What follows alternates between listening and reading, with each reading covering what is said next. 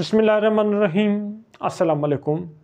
Second year Urdu बराए federal board new course हिस्सा गज़ल की दूसरी गज़ल के साथ नॉलेज विद कलंदर की जानिब से खुशामदीद।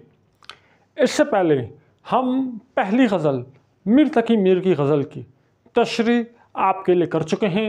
आज हम गज़ल नंबर 2 फ़राग गोरखपुरी की गज़ल की तशरीह आपके लिए करेंगे। पिछली गज़ल की जो तशरीह हमने की थी वो एक मुश्किल तरीन गज़ल थी। ये गज़ल उसके मुकाबले में बहुत आसान है, इसको समझना आसान है। लेकिन वो पिछली गज़ल में अगर आपको मसला है तो आप प्ले लिस्ट में जाके वो लेक्चर देख सकते हैं, आपको इंशाल्लाह कोई मसला नहीं रहेगा। तो चलें लेक्चर का आगाज़ करते हैं। अच्छा, फ़राग गोरखपुरी, फ़राग जो है इनका तखल्लुस है और गोरखपुरी इंडिया में जगह है गोरखपुर, ये गोरखपुर के रहने वाले थे तो इस वजह से इनको गोरखपुरी कहा जाता है। अच्छा, अब शायर कह रहे हैं, सर में सौदा भी नहीं, सर में सौदा भी नहीं, दिल में तमन्ना भी नहीं, लेकिन इस तरके मोहब्बत का भरोसा भी नहीं। एक मुद्दत से तेरी याद भी आई न हमें, एक मुद्दत से तेरी याद भी आई न हमें, और हम भूल गए हों तुझे ऐसा भी नहीं। सर में सौदा, सौदाई दीवानगी को कहते हैं, जुनून को, पागलपन को कहते हैं। ठीक है, इश्क में एक ऐसा लम्हा आता है जब आशिक अपने महबूब की याद में दीवाना हो जाता है, अपना जहनी तवाज़ुन खो देता है, जुनून में मुब्तला हो जाता है, तो उसको कहते हैं सौदाई है। ठीक है, तो सर में सौदा भी नहीं, यानी मेरे अभी सर पे वो पागलपन, वो जुनून नहीं है। दिल में तमन्ना, तमन्ना कहते हैं ख्वाहिश को, किस चीज़ की ख्वाहिश? महबूब को देखने की ख्वाहिश, महबूब से मिलने की ख्वाहिश, महबूब को बातें करने की ख्वाहिश, महबूब को पाने की ख्वाहिश, इसको तमन्ना कहते हैं। दिल में तमन्ना भी नहीं। ठीक है, शायर कह रहे हैं कि आप मेरे सर पर जो इश्क के इब्तदाई लम्हात में जो दीवानगी होती है, जो पागलपन होता है, वो मेरे सर पर अब सवार नहीं है। मेरे दिल में महबूब को देखने की, महबूब से बात करने की, महबूब को पाने की कोई ख्वाहिश नहीं है। इसका मतलब है कि मैं मोहब्बत को तर्क कर चुका हूँ। लेकिन इस तर्क मोहब्बत, तर्क मतलब छोड़ देना, तर्क मोहब्बत का भरोसा भी नहीं, यानी इस पर मेरा एतबार भी नहीं, तर्क मोहब्बत का भरोसा भी नहीं, यानी मैं मोहब्बत तर्क कर चुका हूँ। मेरी जहनी कैफियत बिल्कुल नॉर्मल है, मेरे दिल में कोई ऐसी ख्वाहिश भी नहीं महबूब को पाने की। इसका मतलब है मैं मोहब्बत को तर्क कर चुका हूँ, महबूब की बेवफाई को बर्दाश्त कर चुका हूँ, लेकिन मुझे भरोसा नहीं है इस पर। किसी भी वक्त दोबारा वो दीवानगी, वो जुनून मेरे ऊपर तारी हो सकता है। मैं दोबारा महबूब की गली कूचों में जाके फिरने लग सकता हूँ, दोबारा मैं महबूब की याद में तड़पने लग सकता हूँ। मुझे इस तर्क मोहब्बत पे कोई भरोसा नहीं है, दोबारा मैं पहले वाले जुनून में, पहले वाले पागलपन में दोबारा मुब्तला हो सकता हूँ। यानी आपको कोई एक चीज़, आपकी जो पहली मोहब्बत है, आप उसको भुलाना भी चाहें तो भुला नहीं सकते। एक मुद्दत मतलब टाइम, बहुत ज़्यादा अरसा हो जाए, एक मुद्दत में बहुत लंबा बड़ा अरसा, तवील अरसा से तरी मीन तुम्हारी याद, मेमोरी, तुम्हारी याद भी आई ना हमें, कि एक मुद्दत हो गई है कि मुझे तुम्हारी याद बिल्कुल नहीं आई। देखें, अगर आपको एक मुद्दत तक किसी चीज़ की याद ना आए तो इसका क्या मतलब है कि आप उसको भूल चुके हैं।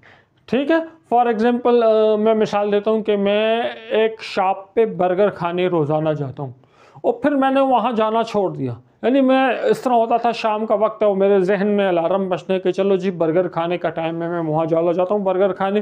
फिर मैंने वहाँ जाना छोड़ दिया, मेरे जहन में जो अलार्म बजते थे बर्गर खाने का वक्त हो गया, वो बजना रुक गए। इसका मतलब है कि मैं वो भूल चुका हूँ, उस स्पॉट पे जाना भूल चुका हूँ। तो एक मुद्दत से तेरी याद, यानी मेरे महबूब एक मुद्दत हो गई, अब मुझे तुम्हारी याद नहीं आई और हम भूल गए, ہم بھول گئے ہوں تجھے ایسا بھی نہیں۔ تو یہ تو بالکل ہو ہی نہیں سکتا کہ ہم تجھے بھول گئے ہوں، تیری یاد نہیں آئی، لیکن تو ہر وقت میرے دل کے اندر بسا ہوا ہے۔ میں نے اپنے دل پہ جبر کیا ہوا ہے، اپنے آپ کو سختی کر کے اس چیز پہ مائل کیا کہ اب تیرے بارے میں نے نہیں سوچنا، وہ اب تیری یاد میرے ذہن میں نہیں آتی، تو مجھے یاد نہیں آتا۔ ایک وقت تھا کہ میں ہر وقت تیرے بارے میں سوچتا تھا، تو تیرے پیچھے تڑپتا رہتا تھا۔ اب بے وقت مدت ہو گئی، بہت عرصہ ہو گیا، مجھے تیری یاد نہیں آئی، لیکن اس کا یہ مطلب نہیں کہ میں تجھے بھول گیا ہوں۔ تجھے میں مرتے دم تک اپنے محبوب کو نہیں بھول سکتا۔ کچھ مشکل بات اس میں نہیں ہے۔ ان دو اشعار کی ایک لکھی ہوئی تشریح آپ کو دکھاتے ہیں اور پھر اگلے اشعار کی طرف جاتے ہیں۔ یاد انہیں ایک دو باتیں ہیں کہ ترک محبت کا کیا مطلب ہے، ٹھیک ہے، سودا کا کیا مطلب ہے، تمنا کا کیا مطلب ہے، اور ایک مدت سے یاد نہ آئی اس کا کیا مطلب ہے۔ تین چار باتیں آپ نے اپنے ذہن میں رکھنی ہیں، تو انشاءاللہ کوئی مسئلہ آپ کو نہیں ہوگا۔ ایک ریٹن تشریح آپ کو دکھاتے ہیں، پھر اگلے اشعار کی طرف جاتے ہیں۔ سر میں سودا بھی نہیں، دل میں تمنا بھی نہیں، لیکن اس ترک محبت کا بھروسہ بھی نہیں۔ اس شعر میں شاعر فراق گورکھپوری محبت میں زخم کھانے کے بعد اپنی ترک محبت کا تذکرہ کر رہے ہیں۔ فراق ایک طرف تو محبت چھوڑنے کا دعویٰ کر رہے ہیں، لیکن دوسری طرف انہیں خود بھی یقین نہیں کہ وہ واقعی محبت کو ترک کر چکے ہیں۔ شاعر اس بات کی طرف اشارہ کر رہے ہیں کہ محبت انسان کی فطرت میں گہرائی سے جڑی ہوئی ہے اور اسے چھوڑنا اتنا آسان نہیں ہوتا۔ شاعر کہتا ہے کہ وہ عشق کی اس کیفیت سے نکل چکا ہے جہاں محبت اور جنون کا غلبہ ہوتا ہے۔ وہ ایک ایسے مقام پر پہنچ چکا ہے جہاں عشق و محبت کی کوئی شدت باقی نہیں رہی۔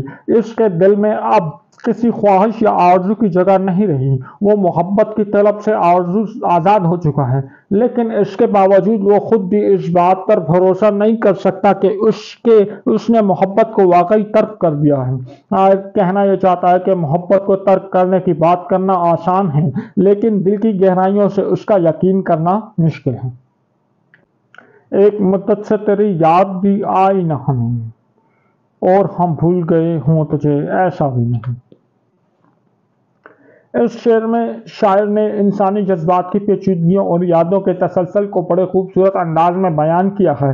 شاعر ایک طرف محبوب کی یاد نہ آنے کا ذکر کرتا ہے اور دوسری طرف اسے نہ بھولنے کا اظہار کرتا ہے۔ شاعر کہتا ہے کہ زندگی کی مصروفیات یا حالات کی تبدیلیوں کی وجہ سے ایک طویل عرصہ گزر گیا جب شاعر کو محبوب کی یاد نہیں آئی، لیکن وقت گزرنے کے باوجود بھی محبوب کی یاد دل سے مکمل طور پر مٹ نہ سکی۔ یعنی بھولنا اور یاد نہ آنا دو مختلف چیزیں ہیں۔ دل کی گہرائیوں میں محبوب کی یاد ہمیشہ موجود رہتی ہے۔ وقت کے ساتھ یادیں دھندلا سکتی ہیں، مگر دل کی گہرائیوں میں موجود جذبات اور وابستگیاں ہمیشہ برقرار رہتی ہیں۔ آج غفلت بھی ان آنکھوں میں ہے پہلے سے سوا، آج غفلت بھی ان آنکھوں میں ہے پہلے سے سوا، آج ہی خاطر بیمار شکیبا بھی نہیں۔ بات یہ ہے کہ سکون دل وحشی کا مقام، بات یہ ہے کہ سکون دل وحشی کا مقام، کنج زندہ بھی نہیں وسط صحرا بھی نہیں۔ آج غفلت مطلب لاپرواہی کرنا، کسی چیز کا خیال نہ رکھنا، ٹھیک ہے۔ غفلت بھی ان آنکھوں میں، ان آنکھوں میں، کن آنکھوں میں؟ ان آنکھوں میں مطلب محبوب کی آنکھوں میں، ان آنکھوں میں ہے پہلے سے سوا، پہلے سے مختلف، پہلے سے زیادہ۔ سوا ڈیفرنٹ کو کہتے ہیں، لیکن ہم یہاں سوا کا مطلب زیادہ لیں گے۔ تو شاعر کہہ رہا ہے کہ آج میرے محبوب کی آنکھوں میں غفلت ہونا، آنکھوں میں لاپرواہی ہونا، یعنی محبوب کی طرف سے بے رخی کا مظاہرہ کرنا۔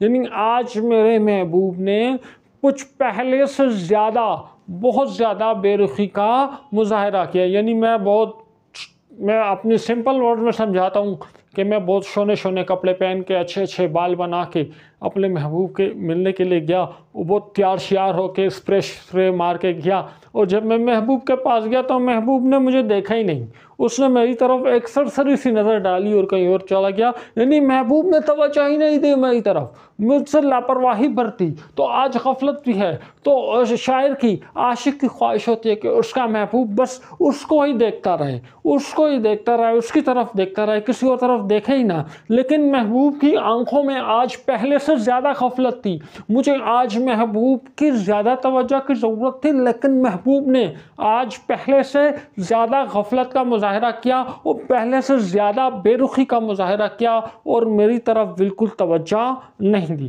اور آج کیا ہوا؟ آج ہی خاطر بیمار مطلب بیمار کی خاطر بیمار یعنی عشق کا بیمار، عشق کے بیمار کی خاطر شکیبہ صبر کرنے کو کہتے ہیں، تسلی، یہاں شکیبہ کا مطلب ہم لے لیں گے تسلی دینے والا۔ اب دیکھو میں بہت غم میں ہوں اور میں بہت رونے پہ آیا ہوں، میں رو رہا ہوں تو میرا کوئی دوست ہے وہ آ جاتا ہے، مجھے خیر تسلی دے دیتا ہے، حوصلہ دے دیتا ہے، تو میرا دل ذرا بڑا ہو جاتا ہے۔ تو کہہ رہا ہے آج ہی خاطر بیمار شکیبہ بھی نہیں، آج ہی میرے محبوب نے سب سے زیادہ بے رخی کا مظاہرہ کیا، اور افسوس کی بات ہے کہ آج ایسا دن تھا کہ جو میرا تسلی دینے والا تھا وہ بھی آج موجود نہیں تھا۔ ہم یہ بھی کہہ سکتے ہیں کہ اس کی غفلت کی وجہ سے مجھے اتنا دکھ پہنچا کہ کوئی بھی اس قابل نہیں ہے کہ مجھے تسلی دے سکتا۔ ٹھیک ہے، آج ہی خاطر بیمار شکیبہ بھی نہیں، یعنی اور دنوں میں جب میرا محبوب بے رخی کا مظاہرہ کرتا تھا تو کوئی نہ کوئی مجھے تسلی دینے والا موجود ہوتا تھا، لیکن اتفاق کی بات ہے آج میرے محبوب نے سب سے زیادہ بے رخی کا مظاہرہ کیا، میرا دل ٹوٹ گیا، میرا دل غم کی شدت سے پھٹ گیا، اور آج ہی کوئی میرے زخم پہ مرہم لگانے والا موجود نہیں تھا۔ ٹھیک ہے، تو غفلت کا کیا مطلب؟ ان آنکھوں سے کس کی آنکھیں؟ محبوب کی آنکھیں۔ خاطر بیمار کون سا بیمار؟ عشق کا بیمار۔ شکیبہ کا کیا مطلب؟ صبر کرنے والا یا تسلی حوصلہ دینے والا۔ ٹھیک ہے، یا ہم یہ بھی کہہ سکتے ہیں آج خاطر بیمار شکیبہ، یعنی آج بیمار کے لیے صبر جو ہے وہ ممکن ہی نہیں ہے، اتنا زیادہ غم ملا ہے کہ اس کو کوئی صبر اس کے لیے پاسبل ہی نہیں ہے۔ بات یہ ہے کہ سکون دل وحشی مطلب عاشق کا دل، تو ایک عاشق جو ہے سکون دل وحشی کا مقام، یعنی دل وحشی، سکون مطلب ریلیکس ہونا، ٹھیک ہے، دل وحشی مطلب عاشق، عشق کی آگ میں پاگل ہونے والا، محبوب کے فراق میں تڑپنے والا، اس کو کہیں گے دل وحشی، کہ اس کو محبوب نہیں مل رہا، محبوب کی یاد میں وہ بالکل اپنے ہوش و حواس کھو چکا ہے، تو ایسا بے قرار دل، ایک بے اطمینان دل، اس کو ہم کہیں گے دل وحشی۔ تو اس کو سکون کہاں ملتا ہے؟ محبوب کے پاس ملتا ہے۔ تو کہہ رہا ہے کہ آپ کے اس دل وحشی کے سکون کا مقام جو ہے، سکون کا مقام صرف محبوب ہے، محبوب کے علاوہ وہ کہہ رہا ہے کہ اگر آپ مشورے دے رہے ہیں کہ جی آپ کچھ ٹائم کے لیے پرفضا مقام پہ چلے جائیں، کچھ ٹائم کے لیے یہ شہر چھوڑ دیں، کچھ ٹائم کے لیے یہ علاقہ چھوڑ دیں، تو آپ کے دل کو سکون آ جائے گا، قرار آ جائے گا، تو وہ کہہ رہا ہے، شاعر کہہ رہا ہے کہ اس دل کے جو سکون کا مقام جو ہے، کنج زندہ کہتے ہیں قید خانے کو، کنج کہتے ہیں ایک چھوٹی سی کوٹری، چھوٹے سے کنارے کو، کہ زندان کے چھوٹے سے کنارے میں اس کو ڈال دیا جائے، زندہ بھی نہیں۔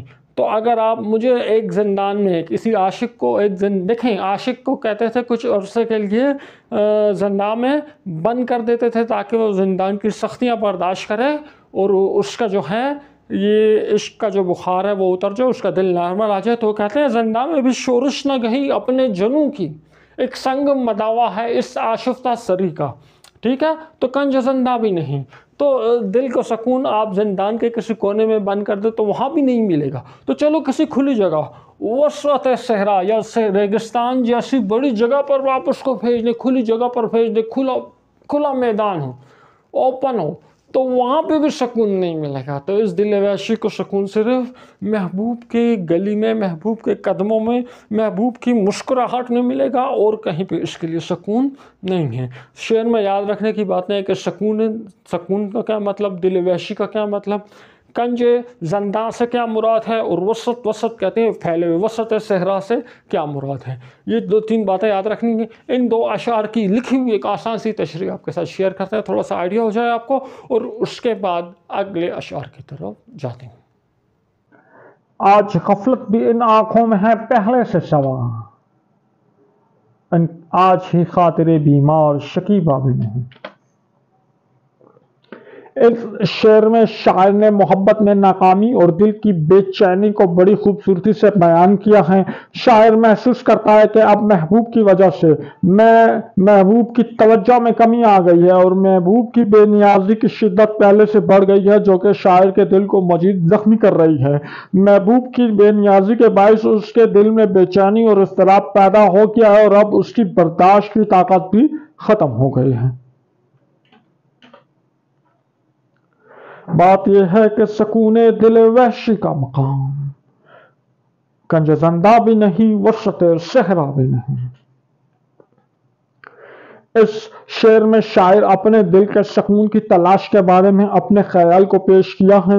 شاعر کے محبوب کی یاد میں ہر وقت تڑپنے والے اپنے دل کو دل وحشی کہہ کر پکارا، جس سے مراد ایک بے چین اور بے قرار دل ہے جو کسی بھی حالت میں سکون نہیں پاتا اور ہر وقت محبوب کی یاد میں بے چین رہتا ہے.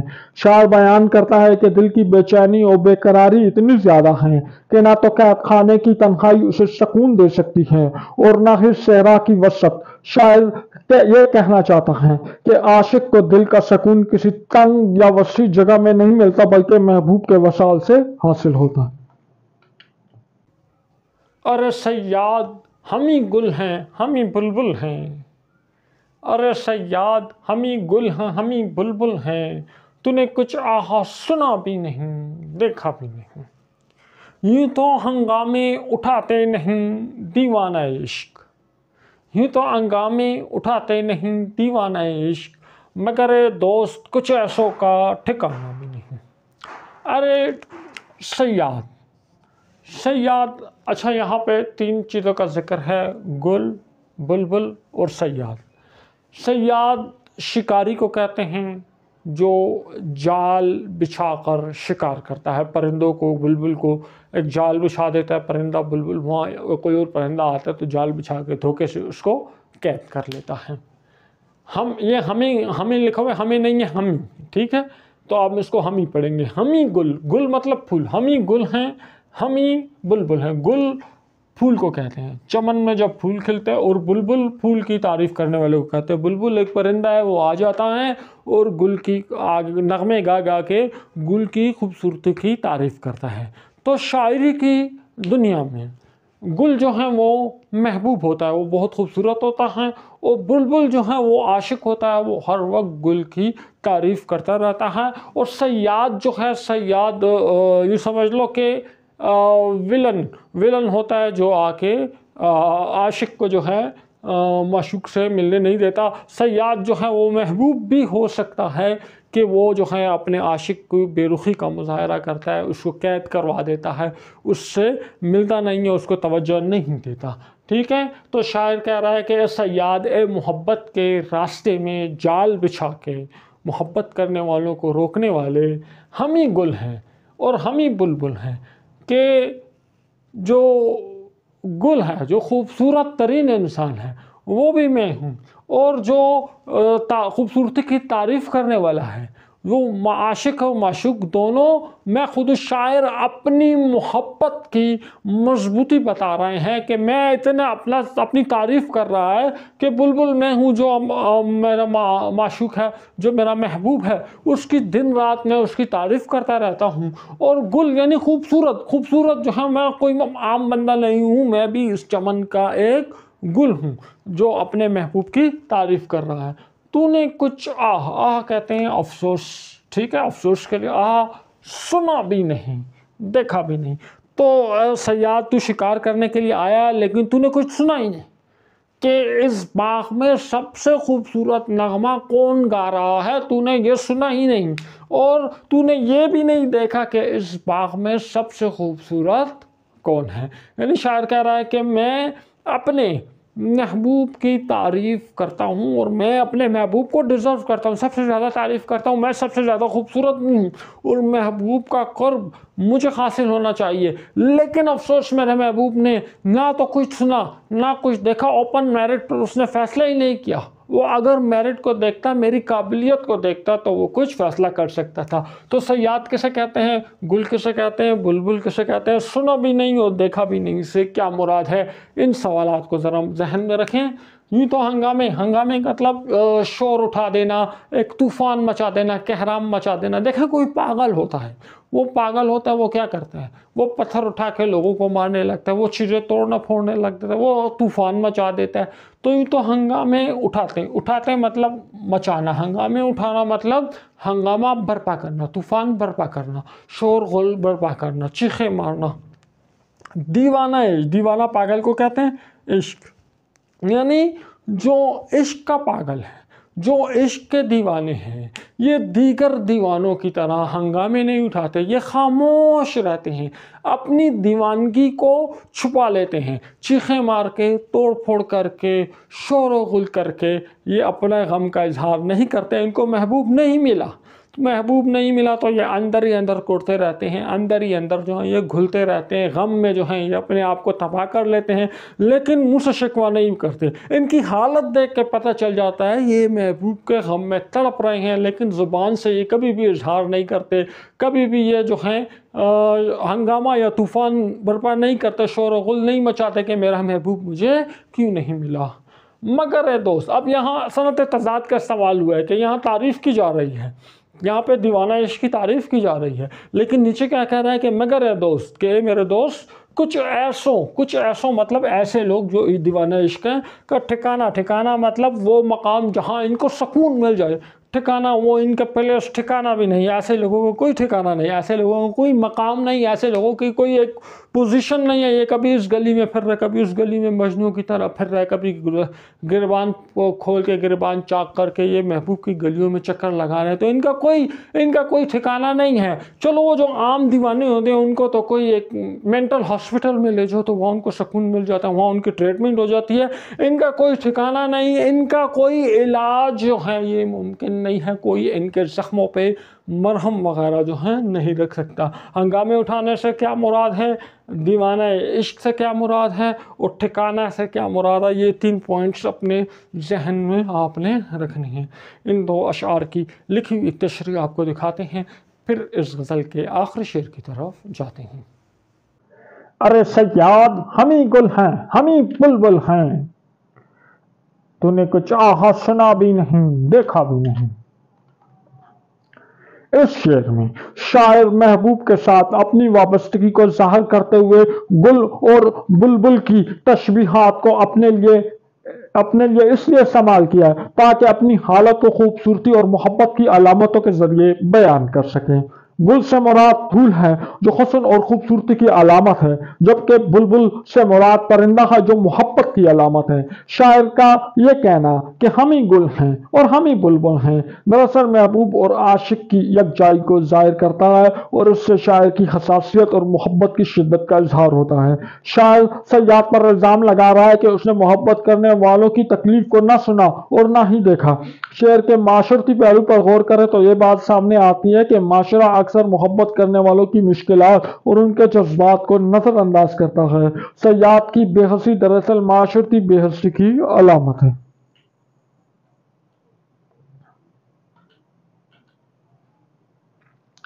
یہ تو ہنگامے اٹھاتے نہیں دیوانہ عشق، مگر دوست کچھ ایسوں کا ٹھکانہ بھی نہیں۔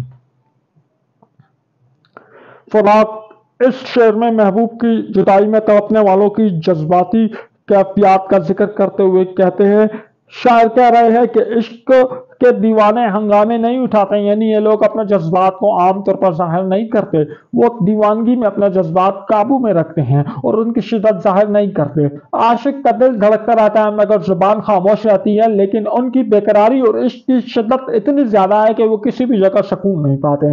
ان کی زندگی کا مقصد اور محور ان کا محبوب ہوتا ہے۔ عشق کی دیوانگی انہیں مجبور کر دیتی ہے کہ وہ صحرا کی طرف چل نکلیں اور بے ٹھکانہ ہو جائیں۔ یہ عاشق کسی دنیاوی دنیاوی مقام کی پرواہ نہیں کرتے، ان کی دنیا صرف ان کے محبوب کا حصول ہوتی ہے۔ یہ اپنے جذبات میں اس قدر مگن ہوتے ہیں کہ انہیں دنیاوی معاملات سے بھی کوئی غرض نہیں ہوتی، وہ دنیا کے ہنگاموں سے بے نیاز ہو جاتے ہیں۔ منہ سے ہم اپنے برا تو نہیں کہتے کہ فراق، منہ سے ہم اپنے برا تو نہیں کہتے کہ فراق ہے تیرا دوست مگر آدمی اچھا بھی نہیں۔ منہ سے ہم اپنے یعنی اپنے منہ سے خود سے برا تو نہیں کہتے، یعنی برا نہیں کہتے، ہم اپنے منہ سے خود ہی۔ یہاں پہ فراق گورکھپوری اپنے بارے میں کہہ رہے ہیں کہ ہم خود اپنے منہ سے اپنے آپ کو ایک برا انسان، برا آدمی نہیں کہتے۔ ہے تیرا دوست یعنی جس کو یہ شعر سنایا جا رہا ہے اس کو کہہ رہا ہے تیرا دوست کون؟ فراق گورکھپوری۔ اب اس شعر کے 2-3 مطالب جو ہیں، 2-3 ڈیفینیشن ہو سکتی ہیں، جو بیسٹ لگ رہی ہے وہ آپ کو بتا رہے ہیں کہ ہے تیرا دوست مگر آدمی اچھا بھی نہیں، لیکن میں کوئی اتنا اچھا، اتنا بہترین آدمی بھی نہیں ہوں۔ میں نے محبوب کے حصول کے لیے، محبوب کو پانے کے لیے جو اتنی کوششیں نہیں کی ہیں، اتنی اپنی ایفورٹس جو ہیں نہیں کی ہیں، تو میں اتنا اچھا آدمی بھی نہیں ہوں۔ اگر ہم اس شعر کو عشق حقیقی میں رکھ کر دیکھیں تو اس سے ہمیں پتہ چلے گا کہ شاعر کہہ رہا ہے کہ میں کوئی اتنا اپنے منہ سے اپنے آپ کو برا آدمی نہیں کہتا، کیونکہ میں پروردگار کا ماننے والا ہوں، پروردگار پر ایمان رکھتا ہوں، لیکن میں اچھا آدمی بھی نہیں ہوں۔ لیکن جب پروردگار کے حقوق ادا کرنے کا وقت آتا ہے تو وہاں پہ میں جو ہوں ان حقوق کو ادائیگی میں کوتاہی کرتا ہوں، یعنی میں برا آدمی نہیں ہوں کیونکہ میں پروردگار کو ماننے والا ہوں، لیکن اس کے حقوق کی ادائیگی میں کوتاہی کرتا ہوں، اس لیے میں ایک اچھا آدمی بھی نہیں کہلایا جا سکتا۔ یہاں صنعت تضاد کا استعمال کیا گیا ہے، پہلے شعر میں کہا جا رہا ہے میں برا نہیں ہوں، اور دوسرے شعر میں کہا جا رہا ہے میں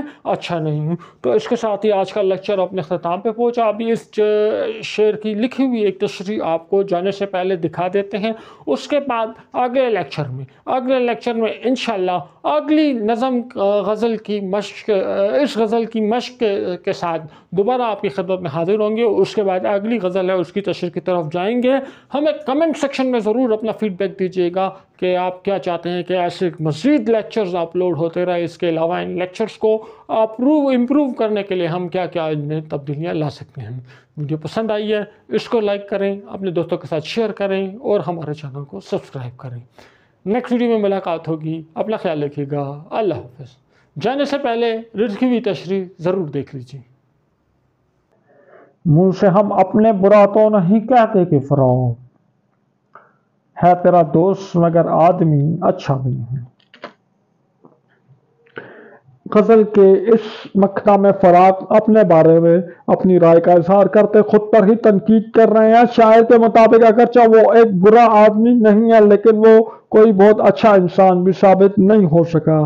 اس شعر کو سمجھنے کے لیے اسے عشق حقیقی کے تناظر میں دیکھا جائے تو شاعر اپنے منہ سے اپنے آپ کو برا نہیں کہہ سکتا، کیونکہ پروردگار کے عشق میں وہ پروردگار کا ماننے والا ہے، لیکن جب عشق کے تقاضوں کو پورا کرنے کی بات آتی ہے تو شاعر یہاں شدید غفلت و لاپرواہی کا مظاہرہ کرتا ہے، یعنی ایک برا انسان ثابت ہو جاتا ہے۔